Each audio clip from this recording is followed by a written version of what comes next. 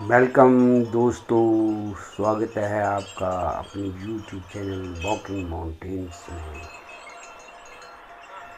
काफ़ी दिनों से मेरे मन में ये इच्छा थी कि मैं चंगथांग जाऊं, जहां हमारे पिताजी पहले वाटर ट्रेडिंग के थ्रू वाटर सिस्टम ट्रेडिंग के थ्रू यहाँ कुल्लू से सामान ले जाते थे और चंगथंग में वहाँ के लोगों की आवश्यकता अनुसार सामान ले जाते थे और वो सामान उधर वहाँ की चंगपा जो नोमैडिक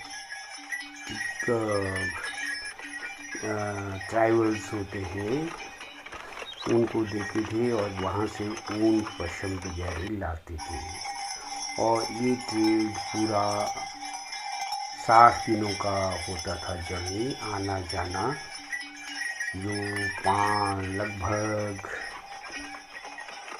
15 से 20 खच्चर घोड़ों के साथ ले जाते थे सामान और आते वक्त ऊन पशम लाते थे। बहुत ही टफ जर्नी। 16 जून के आसपास हर साल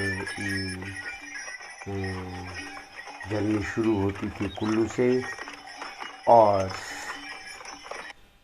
सितंबर फर्स्ट वीक में वापस पहुंचते थे। तो जब ये 16 जून के आसपास जाते थे तो बारालासा की रूट से जाते थे, तो वहाँ बहुत बर्फ़ होती थी और ये काफ़ी लंबा रूट था। और दूसरा पारंगला स्पीति होके जाते थे, जो कि 6-7 दिन कम दिन लगते थे उस रूट में। मगर पारंगला बहुत ही हालत होने की वजह से बहुत दिक्कत होती थी जानवरों को और व्यापारी दल को बहुत कष्ट होता था। वहाँ खाने पीने के लिए कुछ नहीं होता था, ना घोड़ों के लिए ना इंसानों के लिए, तो रुक नहीं सकते थे मतलब। तो बहुत टफ जर्नी होती थी। 2 दिन जो है पारंगला में स्पीति, वो भी लद्दाख को निकलते। तो दिल में इच्छा थी कि हम ज़रूर अपने पिताजी, जहाँ हमारे पिताजी ने अपनी जवानी पूरी इस बिज़नेस में लगा दिया और बहुत टफ काम किया। कभी बर्फ़ से आँख जल जाते थे, तो कभी छापा यानी रॉवर्स जो है उनका सामान भी लूटने का डर रहता था, क्योंकि बेरानबादी कोई एड नहीं, किसी प्रकार का, ना मेडिकल ना कोई हेल्प, पुलिस का कुछ नहीं होता था। इनर लाइन पास बनते थे, तो ट्रेडर्स के लिए काफ़ी मुश्किल था। तो वो सिस्टम ऐसा था, वार्टर सिस्टम, कि इस साल का सामान वो दे देते थे उधार पे, और पिछले साल जो उन्होंने उधार पे दिया है उसे इकट्ठा करके ले आते थे पश्चिम ऊन के रूप में। तो पिताजी के पास बंदूक भी था और एक सवारी घोड़ा भी था। बाकी नौकर चाकर भी थे।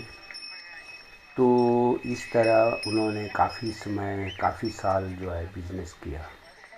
तो दिल में बहुत इच्छा थी, वो बहुत सुनाते थे ऐसा लाइफ है वैसा लाइफ है, वहाँ पहाड़ कुछ इस तरह के हैं, आपको दिशाहीन हो सकते हैं, आपको जाना किस तरफ है। तो रात को वो तारों को देख के दिशा का पता लगाते थे, किस दिशा में जाना है, किस वैली में जाना है, क्योंकि बीच में ग्राउंड और चारों तरफ से बीच में समतल चंगथंग जो है पूरा, और चारों तरफ से पहाड़ और जगह जगह वैली होती थी। और उन वैलियों के पहाड़ों के ओट पे जो समतल आंचल में जो है उनका डेरा होता था, जो कि टेंट में होते थे, ऊन के बने हुए, छारा बोलते हैं। तो वो वहीं रहते थे, उनका कोई स्थायी निवास नहीं होता, मूवमेंट करते थे। सर्दियों में डाउन पे आ जाते थे, गर्मियों में पहाड़ों पे चले जाते। उस लाइफ को देखने के लिए मेरे मन में बहुत इच्छा थी। मेरा छोटा भाई जो है वो 3-4 साल गया है वहाँ पर पिताजी के साथ ये बिज़नेस बंद करने से पहले। तो मैंने उसे काफ़ी मनाया कि आप चलो हमें दिखाओ, और पुराने व्यापारी यदि कोई मिले तो उनसे हम बातचीत करेंगे। तो खुशकिस्मती से वो मान गए और हमने वहाँ जाने की तैयारी की। तो आप देखेंगे अगले वीडियो में हमने 2 सितंबर को जाने के लिए हमने परमिट अप्लाई किया, इनर लाइन परमिट। तो परमिट तो 31 तारीख का डेट दिया गया, तो परमिट लागू होता है 31 अगस्त को अप्लाई किया ऑनलाइन, और 2 अगस्त को से हमारा जर्नी स्टार्ट हो गया। लद्दाख एक पार्ट है और चाइना बॉर्डर से मिला है, तो वहाँ ऑक्सीजन की बहुत कमी होती है। रास्ते में पास आता है, हम तो बारालाचा होके गए, वहाँ पर 3 पास तो वैसे ही आएंगे बड़े बड़े ऊंचे, जहाँ ऑक्सीजन की बहुत कमी होती है। वो आपको हम आगे वीडियो में दिखाएंगे। तो ये मेरा इंट्रोडक्टरी है। तो आगे मैं नेक्स्ट एपिसोड में मैं आपको बताऊंगा हमने क्या तैयारी की, हम कैसे गए। क्योंकि यदि मैं सब कुछ इकट्ठा एक ही वीडियो बनाऊं तो बहुत लंबा हो जाएगा, तो इसलिए मैं इसके 4 हिस्से बना रहा हूँ। एक तो मेरा इंट्रोडक्टरी होगा, जो मैंने आज बताया मेरे मन में क्यों इच्छा हुई वहाँ जाने की। तो दूसरा जो होगा यहाँ से पांग, जो कि 300 किलोमीटर है। फिर पांग से हम गए थे हानले बॉर्डर एरिया, वहाँ से हम छोमोरिरी चुशुल होते हुए छोमोरिरी होते हुए हम दोबारा पांग आए। तो ये टोटल फिर चौथा दिन हम जो है घर पहुँचे। तो ये वीडियो मैं 4 हिस्से में आपको बनाऊंगा। कृपया आप अगले वीडियो में ज़रूर देखना कि हमारी यात्रा कैसे रही, और पूरा इन्फॉर्मेशन होगा कौन कि क्या क्या तैयारी करनी होगी यदि आप वहाँ जाना चाहें।